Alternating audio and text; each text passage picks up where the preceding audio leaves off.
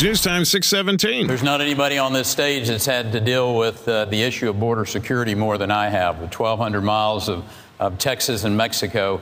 And our federal government has been an abject failure at securing our border. An abject failure. Joining us this morning, GOP strategist Matt Mackowiak and Bill Wilson with Americans for a Limited Government.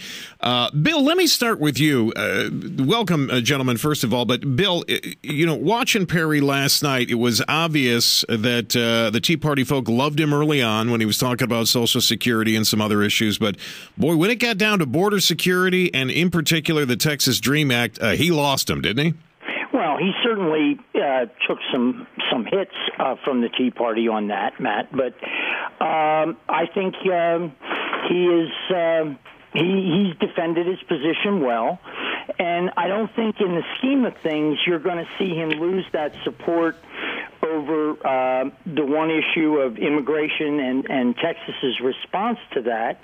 Not when you have this host of other issues out there that I think are taking far more dominance in people's minds. All right, let me go to Matt Mackowiak. Matt, welcome to the show. Does this appear that Perry might be talking out of both sides of his mouth when he says he wants, a strong border, the government is an abject failure, but at the same time, he appears to be providing education for illegals?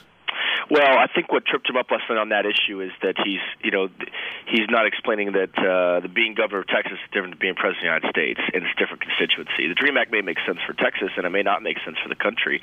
But fundamentally, I agree with Bill. I mean, this election is going to be not only in the primary, but the general is going to be about the economy and job creation. And so these other things are attempts to distract from his strength on the economy and job creation by candidates that are fairly desperate right now. Bachmann, Huntsman, and Santorum share one thing, and it's desperation. And so Perry's still the front runner. That's why he's taking all the shots.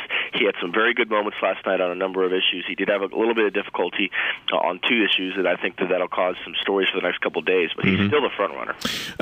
Bill, about 30 seconds here, and then I'm going to have you guys hang on. Does this play well with the moderates, though? Because I think that when Perry, is being portrayed as a guy that's really, far right, evangelical, hardcore conservative, but we see him with this Texas DREAM Act, it makes him appear a bit more moderate. Do you think that'll bring some moderates into his camp? It might. I think, what the interesting thing to me is that this whole label, moderate conservative, is getting so mushed up in this entire debate that I'm not sure that the old scorecards are going to play. Mm-hmm. What I do think is important is the outreach to the Latino community to say, look, we're going to be strong on immigration and illegal immigration, but when you're in the United States, we're going to treat you fair. I think that has a strong appeal to the Hispanic voters. All right, Bill. Coming back here with you two guys, I want to ask you about the whole Gardasil issue and how everyone was beating up on him and how you think he did with that. First, let's check traffic and weather together. Hear about it.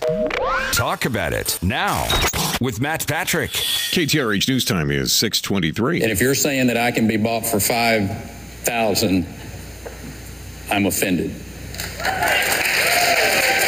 I'm offended for all the little girls and the parents that didn't have a choice. That's what I'm offended for. Joining us this morning, GOP strategist Matt Mackowiak and Bill Wilson with Americans for a Limited Government. All right, Matt, let's start with you. Very snarky, as Lois just said. Bachmann coming back at Perry. He's apologized for this. Can we let this Gardasil thing go, do you think?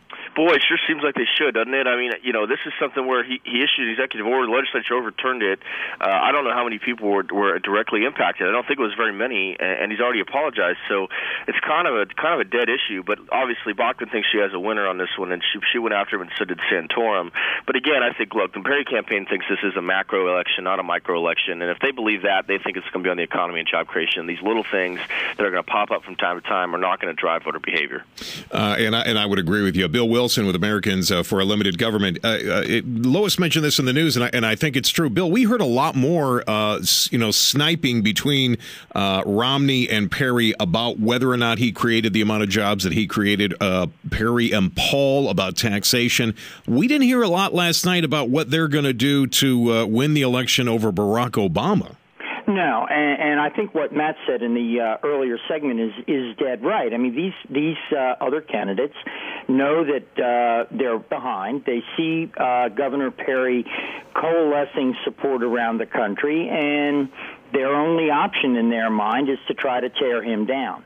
But I think that is the key, and I think most Republican voters want to be able to choose a candidate close to their views, which is conservative, but who has a chance to remove Barack Obama from the White House. Yeah. And the more that Perry stands up, it's kind of a perverse impact. The more they hit at him and the more he's able to stand up, take it, and then move on, I think they're actually building that electability mantra for him. Very possible. All right, gentlemen, I want to thank you. GOP strategist Matt Mackowiak, Bill Wilson with Americans for a Limited Government.